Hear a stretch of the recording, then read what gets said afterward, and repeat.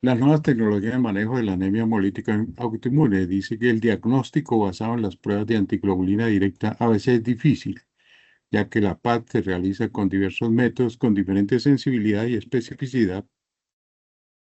Las investigaciones novedosas incluyen la PAD por citometría de flujo, que ayuda al diagnóstico de las formas de PAD negativas, y el examen profundo de la médula ósea que busca comprender la patogenia de la anemia hemolítica autoinmune.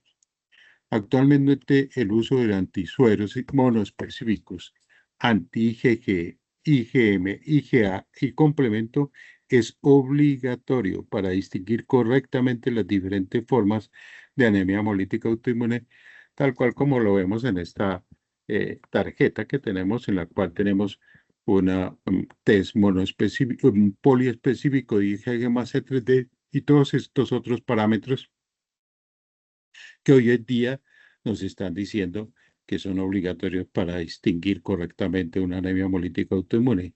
IgG, IgA, IgM, y fracciones de complemento como C3C, C3D y C4. Quizás en algunos sistemas no encontramos el estudio de C4. La fracción C4 permite un diagnóstico más preciso de clasificación de anemia hemolítica autoinmune, sobre todo las frías, sobre todo las anemias paroxísticas nocturnas, en fin, todo este tipo de situaciones, las mixtas que son IgG y IgM, ya también tienen presencia de C4 cuando se activa el complemento y un control celular que nos valida el test. El fenotipado y genotipado de glóbulos rojos del paciente. Conocer el fenotipo de los glóbulos rojos del paciente puede ser un recurso poderoso para predecir que a los anticuerpos puede producir el paciente y para guiar la selección de sangre. Como mínimo, el paciente debe ser tipificado para RH, C grande, E grande, C pequeño, E pequeño y KEL. Ya lo hemos dicho varias veces reiteradamente y en algunos protocolos que hoy día ya nos exigen que tengamos pruebas con sangre fenotipada y compatibilizada para estos antígenos. La tipificación extendida, que es recomendada para pacientes, por ejemplo, que reciben transfusiones múltiples, ¿ya? Para antígenos de grupos sanguíneos adicionales como DAFI-A, DAFI-B, JK, JKB, MN, S y S, es posible hoy en día con el uso de reactivos monoclonales. Sin embargo, cuando el paciente tiene una edad positiva, puede ser fuerte, determinar el fenotipo extendido puede ser problemático debido a la autoaglutinación, sobre todo cuando usamos pruebas o estudios de estos parámetros de eh, antígenos eritrocitarios que lo hacemos en CUMS. Entonces nos dan falsos positivos cuando tenemos un DAT positivo. Generalmente cuando utilizamos reactivos monoclonales, el DAT positivo no nos interfiere ya en este tipo de test. Hoy la tendencia precisamente es que todos los antisueros que se producen comercialmente sean de tipo monoclonales, como lo decimos en que coloquialmente de one step, o sea, de un solo paso, sin necesidad de incubación. Si yo hago en CUMS, necesito incubación y si llevo a CUMS y esos glóbulos rojos están sensibilizados, las pruebas me pueden dar falsamente positivas. Fenotipado y genotipado de los glóbulos rojos del paciente. Los glóbulos rojos del paciente pueden tratarse químicamente con ácido clorhídrico, heptaglicina o cloroquina para eliminar IgGs antes de la prueba. Estos métodos de pretratamiento suelen ser tediosos y los glóbulos rojos tratados no se pueden fenotipicar para todos los antígenos de grupo sanguíneo, ya que el ácido clorhídrico heptaglicina que se usa en este reactivo denaturaliza los antígenos del sistema de grupo sanguíneo que y el tratamiento con cloroquina reduce la expresión de los antígenos RH, o sea, los disminuye. Más importante aún, no se debe realizar el fenotipado por métodos serológicos si el paciente ha recibido transfusión reciente. Entonces, son algunos de los inconvenientes que se tienen en el estudio sobre todo de fenotipos y sobre todo el fenotipo alargado. La genotipificación de eritrocitos se está convirtiendo en una herramienta cada vez más valiosa y rentable en la práctica transfusional. Los glóbulos rojos o las células rojas permiten analizar más sistemas de grupos sanguíneos y evita las dificultades técnicas que pueden surgir de las pruebas serológicas cuando los eritrocitos del paciente están recubiertos con anticuerpos, es decir, los glóbulos rojos por biología molecular o genotipificación de glóbulos rojos, es lo que queremos decir con estas siglas, discúlpenme. Además, la transfusión reciente no supone un problema cuando yo utilizo estas técnicas de genotipificación, ya que el ADN para el análisis molecular se aísla de las células mononucleares del paciente. Cuando la serología no es suficiente, solo existe una vía posible, genotipado molecular. Y voy a mostrarles una técnica que hoy en día tenemos disponible ah, en nuestro medio. Hoy en día se dispone de amplios conocimientos sobre los genotipos de los grupos sanguíneos que permiten determinar el fenotipo previsto de un paciente o un donante con gran exactitud, analizando los polimorfismos de los genes de los grupos sanguíneos. En sus casos más complejos, las pruebas genómicas pueden ampliar de forma rentable las pruebas serológicas. Hoy en día no es que reemplace totalmente las pruebas serológicas. Hoy en día se usa combinado la parte serológica complementada con la parte molecular o viceversa. Las técnicas moleculares de PCR genotipificación han revolucionado la seguridad transfusional en la anemia hemolítica autoinmune, permitiendo determinar con precisión el genotipo eritrocitario del paciente a pesar de la interferencia de autoanticuerpos en pruebas serológicas convencionales e incluso si el paciente ha recibido transfusiones recientes. Esto reduce la aloinmunización, optimiza la selección de unidades compatibles en pacientes complejos. Las técnicas que se han descrito utilizadas emplean PCR de alelo específico, PCR multiplex, PCR en tiempo real, microarreglos y secuenciamiento. La prueba que les voy a mostrar seguidamente está catalogada dentro de las técnicas de microarreglos y se llama Blob Chip. Es un test de biología molecular a gran escala diseñado para ser incorporado en laboratorios de transfusión sanguínea y centros de donación de sangre. La genotipificación de grupos sanguíneos permite mejorar la seguridad en la transfusión sanguínea a través de estudios de compatibilidad más extensos entre los perfiles antigénicos de donante y de los hematíes de receptor.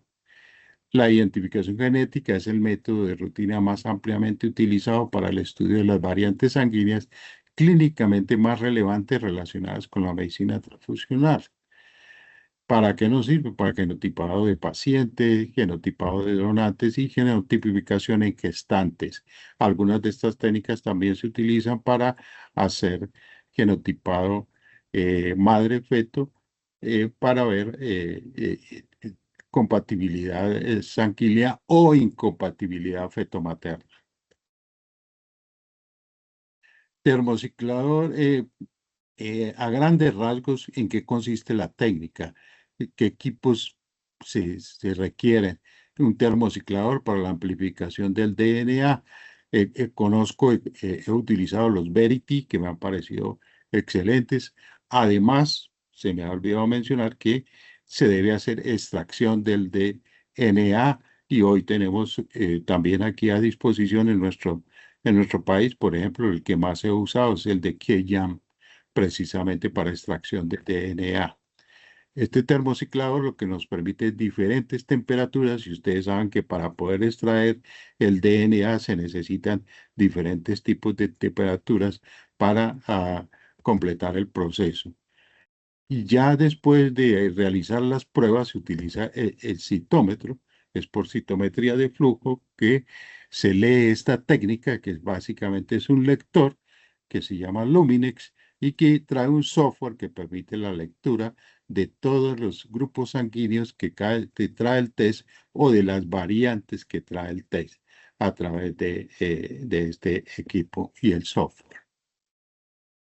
La tecnología que utiliza el blockchain es la tecnología XMAP, que sencillamente traduce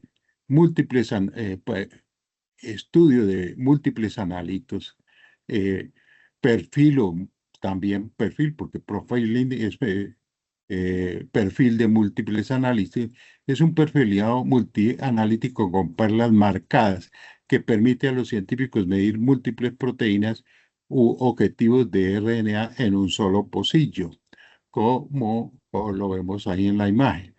La tecnología XMAP, como la mencionamos normalmente, utiliza microesferas o perlas marcadas con fluorescencia, lo que permite la captura simultánea de hasta 80 analitos proteicos u 80 genes en una sola reacción. Por eso es una de las preferidas, pues, precisamente hoy en día. La tecnología XMAC, 100 conjuntos de distintas microesferas de diferentes colores, nos van a permitir precisamente a estudiar de igual manera diferentes antígenos o diferentes variantes de acuerdo al color que se emite. Algunas de las características que es fácil, porque solo 4 tubos para pipetear, sin pasos de lavado, reactivos listos para usar. Los beneficios, porque es fácil para técnicas de todos los niveles y reduce los errores humanos. Rápido, 4 horas desde que se extrae el DNA, ya 30 minutos de tiempo práctico. Los resultados se obtienen rápidamente, los técnicos están disponibles para realizar otras actividades durante el tiempo que se encuentra precisamente realizando la prueba. Y flexible, de 1 a 96 pruebas por ejecución, lotes múltiples para diferentes kits que ya se los voy a mostrar, que en este momento se encuentran ya registrados en nuestro mercado. Se pueden realizar en la misma ejecución para diferentes antígenos eritrocitarios como el IDCOR, para antígenos plaquetarios como el IDHPA, ¿ya? Y para antígenos variantes y del RHD y de algunos del fenotipo RH. ¿Ok? También tecnología abierta a los equipos Lumines estándar se pueden utilizar para otros productos. Bueno, los resultados obtenidos cuando es necesario sin ejecutar lotes completos se pueden obtener simultáneamente diferentes resultados de producto, lo que mejora la eficiencia, reduce el tiempo y recurso, intervención eficiente en equipos. Como les decía, generalmente el procedimiento es sencillo porque hay una extracción del DNA genómico de sangre total, de EPTA, pero básicamente lo que se toma es la cantidad leucocitaria, ¿sí? Para posteriormente hacer una amplificación, ya después de esa amplificación a través del Veritas o del termociclador, ¿ya? Y que posteriormente viene una hibridación que consiste en que ese DNA que se ha extraído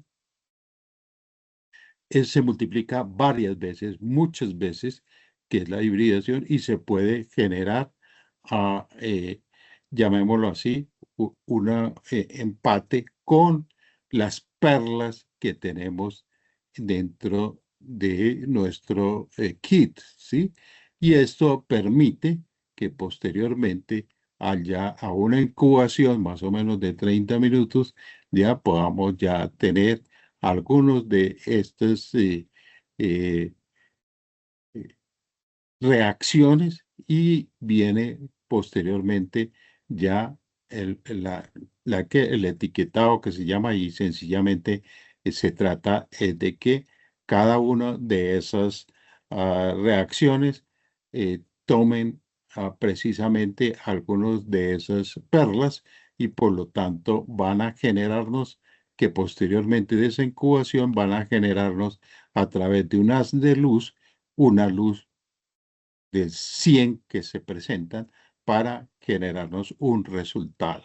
Y ese resultado, pues realmente puede ser una, que, un grupo sanguíneo o una variante de un grupo sanguíneo. Estos son los kits disponibles en este momento, eh, conjuntamente con el software y también un control positivo y para qué para la técnica de core o de antígenos eritrocitarios. Los métodos moleculares se han convertido en una realidad para la seguridad de las transfusiones de sangre, especialmente para pacientes con anemia hemolítica autoinmune. Las técnicas de genotipado de glóbulos rojos para pacientes con anemia hemolítica autoinmune ayudan a seleccionar unidades de antígeno compatibles que tienen un alto riesgo de alloinmunización y requieren múltiples transfusiones, sin necesidad de realizar procedimientos dificultosos, costosos, largos y que requieren gran cantidad de muestras. Mediante la genotipificación de glóbulos rojos y un sistema interconectado desde el centro de referencia, se puede consultar el almacén de unidades de antígeno negativo, evitando la necesidad de realizar exámenes de detección serológicos y disminuyendo el tiempo de entrega de concentrado de hematíes en pacientes con necesidad transfusional. En los grandes centros del mundo que utilizan esta tecnología, previamente ya tienen un porcentaje de donantes o una gran cantidad de donantes previamente genotipados y cuando llega el paciente, por ejemplo, de una anemia hemolítica autoinmune que ha tenido, que es muy poca muestra, que ha tenido, que no se pueden hacer pruebas serológicas, en fin, y que ha tenido transfusiones recientes, que tiene directo positivo, en fin, pues se requiere hacer un genotipado de ese paciente y se le busca la sangre más parecida a la de él, ¿ok? Entonces, esa es una de las grandes ventajas que se tiene, sobre todo en el manejo de la anemia hemolítica autoinmune, que es lo que estamos viendo precisamente en esta versión de nuestra revista RAI. La prueba cruzada computadorizada electrónica no es que sea algo nuevo, esto viene por prácticamente de finales de la década del 90, ya, pero en nuestro país no la tenemos estandarizada y aún seguimos con la norma de hace 30 años que necesariamente tenemos que hacer prueba cruzada serológica o en CUMS. La prueba cruzada computarizada o electrónica, ¿en qué consiste? En inmunomatología es un método seguro, eficiente y cada vez más común para verificar la compatibilidad entre los grupos sanguíneos del donante y del receptor mediante software informático en lugar de pruebas serológicas físicas. Valida la compatibilidad ABA, lo que a menudo mejora la rapidez y reduce la carga de trabajo para los pacientes que carecen de anticuerpos clínicamente significativos. Con la integración de los sistemas de información del laboratorio en los servicios de traducción, ahora es posible desarrollar procedimientos operativos estándar para una prueba cruzada electrónica. Esta prueba reemplaza la prueba cruzada de centrifugación inmediata. Esa está en nuestra norma. Que no la hagamos es es diferente. Pero la prueba cruzada de centrifugación inmediata está sugerida en la norma y sirve para detectar esta prueba de compatibilidad electrónica. Sirve para detectar incompatibilidad veo entre la muestra de la sangre enviada para pruebas pretraducción y la unidad del donante seleccionada para la transfusión. La experiencia ha demostrado que una combinación del software informático programado correctamente y procedimientos operativos estándar cuidadosamente elaborados pueden proporcionar un medio seguro y eficaz para detectar la incompatibilidad ABO sin necesidad de realizar la prueba serológica cruzada. Para la seguridad de la prueba de compatibilidad electrónica son esenciales los siguientes requisitos. El ordenador o el computador contiene lógica para evitar la asignación y liberación de sangre incompatible con el grupo sanguíneo ABO. No se detecten anticuerpos clínicamente significando el suero del plasma del receptor y no hay registro de detección de previa de dichos anticuerpos. Así que debe haber un historial muy seguro de que no hay registro de anticuerpos eh, en ese paciente. Si el rastreo está positivo y se identifica un anticuerpo, no se puede utilizar esta prueba de compatibilidad electrónica. En otras circunstancias, pues en otro sistema la llaman type and screen, o sea, rastreo y hemoclasificación y rastreo. Si la hemoclasificación coincide en dos situaciones diferentes y el rastreo da negativo en esas dos ocasiones, pues obviamente que se puede optar por la prueba de compatibilidad electrónica. Otro de los requisitos, si existen resultados concordantes de al menos dos determinaciones del grupo sanguíneo ABO, como les acabo de mencionar, del receptor registradas, una de las cuales debe ser una muestra actual.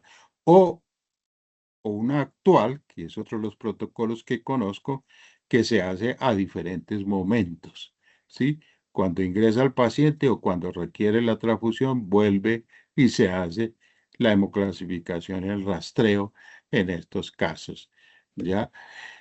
Los elementos críticos del sistema han sido validados in situ. Existen mecanismos para verificar la correcta introducción de datos antes de la liberación de sangre. Lo que hemos encontrado en la literatura es que muchos de los casos, por ejemplo, de subgrupos de A, ¿sí? Y de AB, el rastreo da negativo, pero pueden tener anti-A1 IgG, ya que pueden generar incompatibilidad o pueden generar. Como yo no hago prueba cruzada serológica, pues obviamente pueden generarme directamente una, ah, reacción hemolítica que puede ser aguda o intravascular por ese antillaje. Para aquellos colegas que no usan lectinas o no usan estudio de sus grupos, pues muchas veces se corre el riesgo si utilizamos esta prueba y no tenemos esa posibilidad de hacer estudio de sus grupos. Otra de las técnicas que hoy tenemos a disposición en nuestro medio para manejo de anemia hemolítica autoinmune, porque en anemia hemolítica autoinmune también se genera en el mieloma múltiple y también es uno de los tratamientos que se utiliza, es el daratumumab. Entonces, Grifols, esto es un artículo que aparece precisamente un comentario de la ABB precisamente sobre esta SCD proteína recombinante. ¿En qué consiste?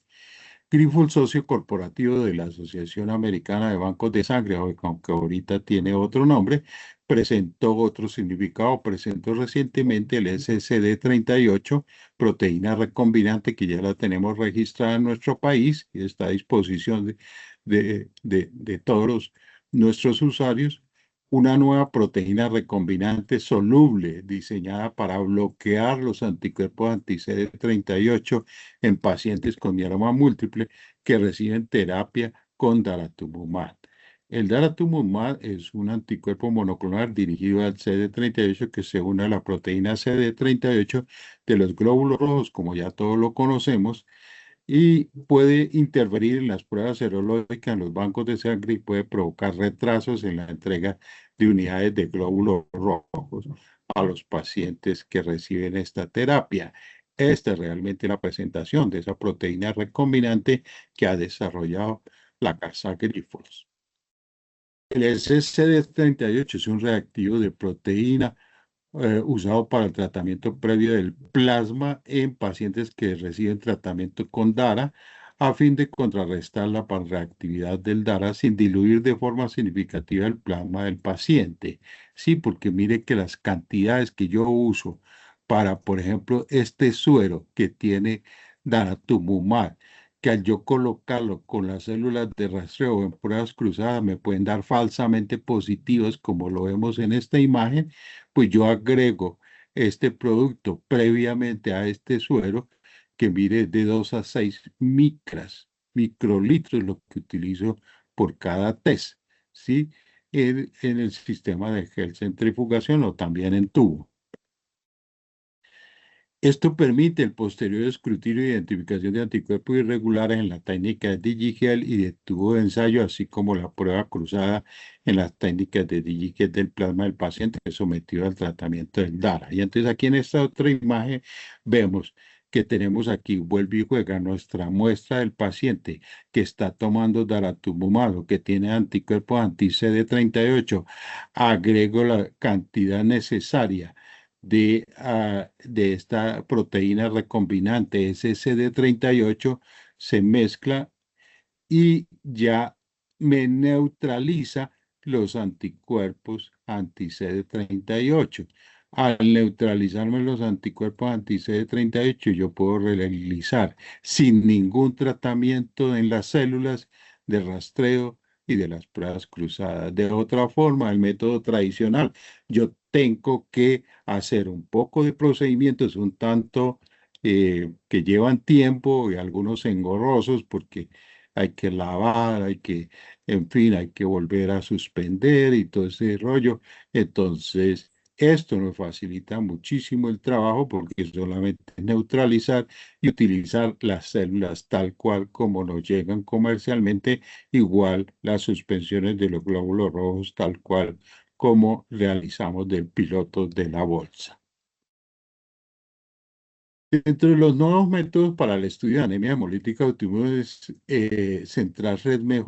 han centrado mejor, perdón, es en de las formas de anemias hemolíticas dan negativas, que precisamente en este número, en el webinar hablamos precisamente de anemias hemolíticas con DAT negativas. ¿Qué métodos son los que se han sugerido? Citometría de flujo, método altamente sensible y capaz de detectar niveles bajos de IgG y complementos C3D unido a los glóbulos rojos. Este método detecta de 30 a 40 moléculas de anticuerpos por glóbulo rojo, que las pruebas estándar, acordémonos que las pruebas estándar nos detecta por encima de 50, o incluso pueden dar negativas de 50 a 120 moléculas. ¿Ok? O sea que detecta sí o sí después de 120 moléculas adheridas al glóbulo rojo. ¿Ya? Sensible para detectar e identificar en casos de edad negativos. También veíamos en ese webinar que el 80% de los DAN negativos que dan en anemia hemolítica autoinmune con test de antiglobulina directa negativo son por IgG en baja cantidad, en baja dosis. La prueba antiglobulina directa estimulada por mitógenos, que ya la habíamos nombrado, se trata que amplifica la producción de autoanticuerpos por los linfocitos B en cultivo para detectar la actividad autoinmune latente en la anemia hemolítica autoinmune, con resultado negativo en la prueba antiglobulina directa de DAT. Entonces, más que todo, se trata de una estimulación de los linfocitos B a la producción de autoanticuerpos del paciente, ¿sí? Para ver si realmente el fenómeno está mediado por autoanticuerpos. La prueba antiglobulina directa dual identifica anticuerpos IgM calientes, ¿ya? Cosa que hay que pararle bolas, porque estamos acostumbrados a hablar de que las IgM son solamente frías, pero hoy nos están diciendo, hey, un momentico que podemos tener IgM calientes que son potentes activadores del complemento, lo que mejora el diagnóstico de las anemias hemolíticas autoinmunes atípicas y graves. Además, que el tratamiento es diferente cuando es mediado por IgG una anemia hemolítica autoinmune o cuando es mediada por IgM. El examen de médula ósea ahora se recomienda para la enfermedad crónica por aglutininas K y las anemia hemolítica autoinmune caliente refractaria, analizando la morfología, utilizando citometría de flujo para buscar linfoproliferación clonal asociada, por ejemplo, a la mutación MY de 88. Esto es de manejo de los hematólogos, hematólogos o hemato-oncología, ¿ya? Y efectivamente, pues, se ha vuelto ya una recomendación necesaria en estos casos. En anemias hemolíticas autoinmunes frías y anemias hemolíticas autoinmunes calientes refractarias. ¿Refractarias a qué? Refractarias sobre todo a los esteroides. Los análisis molecular por sistemas de secuenciación, dice que la secuenciación de próxima generación, que es la traducción de NGS, ayuda a identificar afecciones subyacentes asociadas, por ejemplo, trastornos linfoproliferativos o inmunodeficiencias primarias que precisamente nos generan anemia hemolítica autoinmune. Entonces, como nos damos cuenta, y también ya muchas técnicas están migrando hacia esta secuenciación de próxima generación. Técnicas de estudio de antígenos eritrocitarios, sobre todo de antígenos eritrocitarios raros. Ok, esto era lo que tenía para contarles así muy rápidamente. De muchas gracias a todos por su paciencia para escuchar y tolerancia para entender, como siempre les pido. A unas recomendaciones que en nuestro ingreso eh, a nuestra revista www.revistaray.com, donde está no solamente este webinar, sino también otros temas relacionados con la transfusión sanguínea y la medicina transfusional. Allí también vamos a encontrar algunas opciones de estudio, como es este diplomado de inmunomatología aplicada a la transfusión sanguínea y estas conferencias que son gratis de workshop de Grifols, que los invito a que las vean porque pues están algunos expertos internacionales colaborándonos con algunas conferencias en este workshop. ¿Ok? También la guía de inmunomatología, que es un esfuerzo que ha hecho la empresa junto con el grupo ANAR, con el grupo de inmunomatología, para generar este libro de discrepancias, más que todo eritrocitarias, y próximamente vamos a tener un libro de discrepancias serológicas. ¿Ok?